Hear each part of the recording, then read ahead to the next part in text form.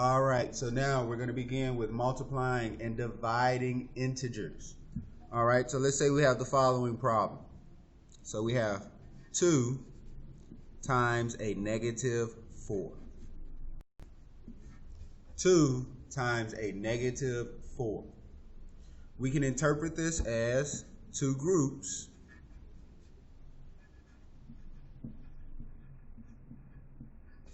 of negative 4. All right. So we would illustrate this by showing that a negative 4 is separated into two groups. So in each group, there's going to be negative 4 counters.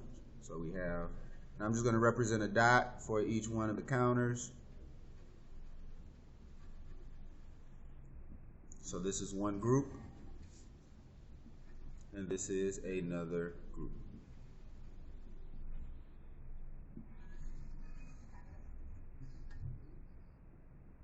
So here we have 2 times a negative 4, and we have two groups of negative 4, so that means we have a total, when we multiply, of negative 8. So negative 8 is our answer. Okay? Let's look at another example. If we have 3 times negative 2.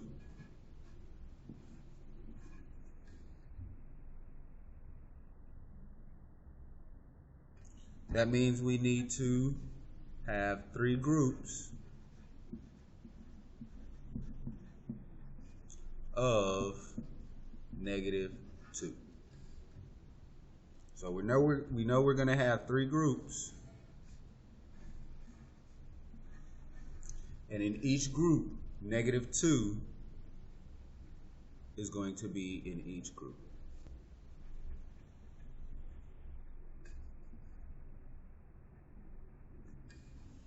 Of course, if we look to determine how many total counters we have represented, that's going to be negative 6. So we have negative 6 total counters out of 3 times negative 2. Okay?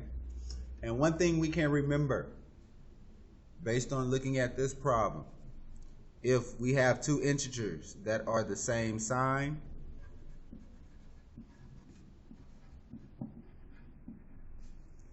your product is going to be positive.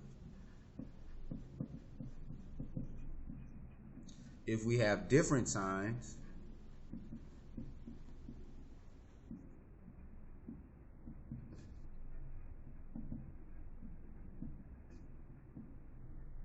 your answer is going to be negative.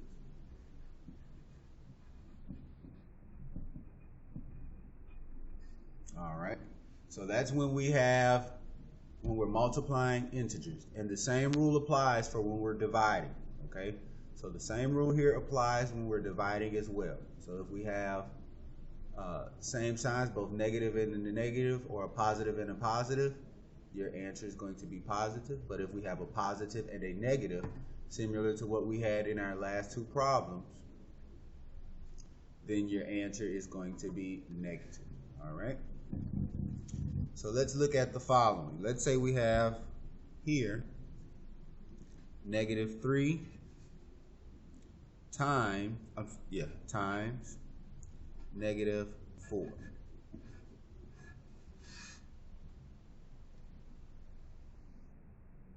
So since we have a negative here, and both of these are negative, our answer is going to be positive. But we can rewrite this as the opposite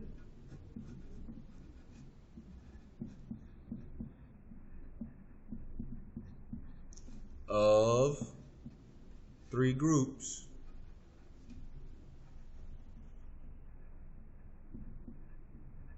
of negative 4. So whenever we have a negative sign in that first value that we're multiplying, that represents the groups. That means the opposite.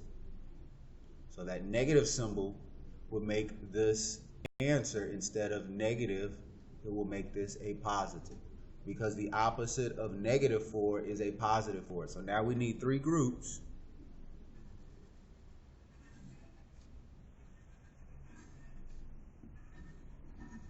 of a +4.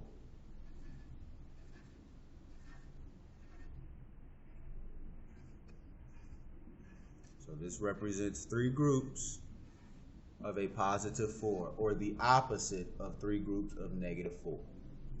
And since we have same signs, your answer is going to be positive. So we have 4 positives here, 4 positives here, and 4 positives here.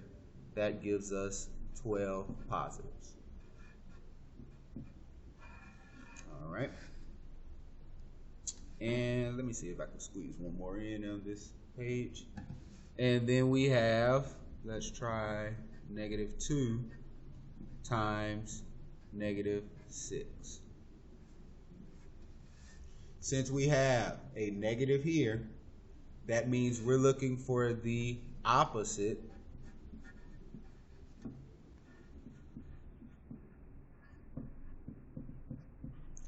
of 2 groups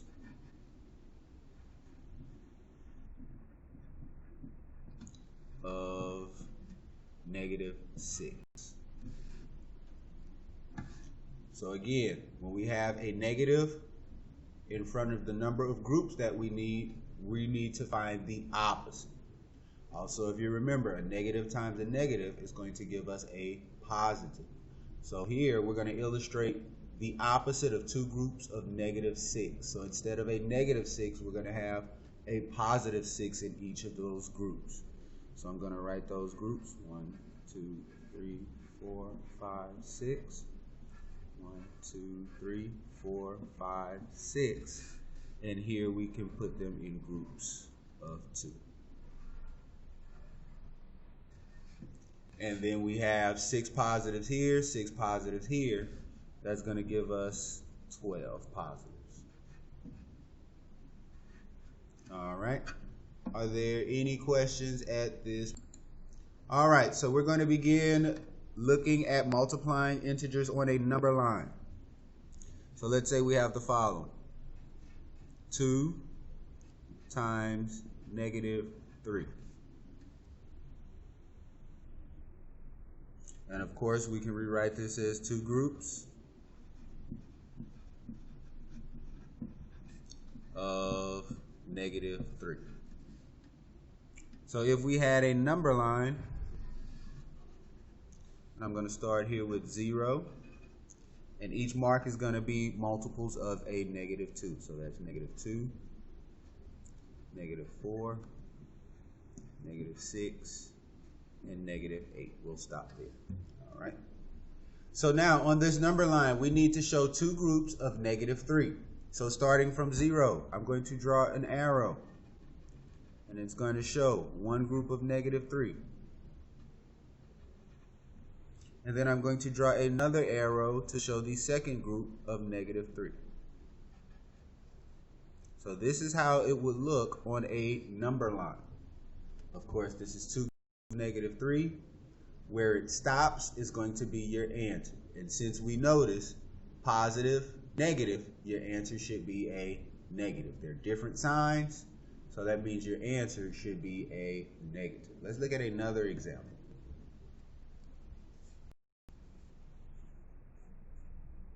-4 times -2. All right. And remember, when we have this negative here, that means we're looking for the opposite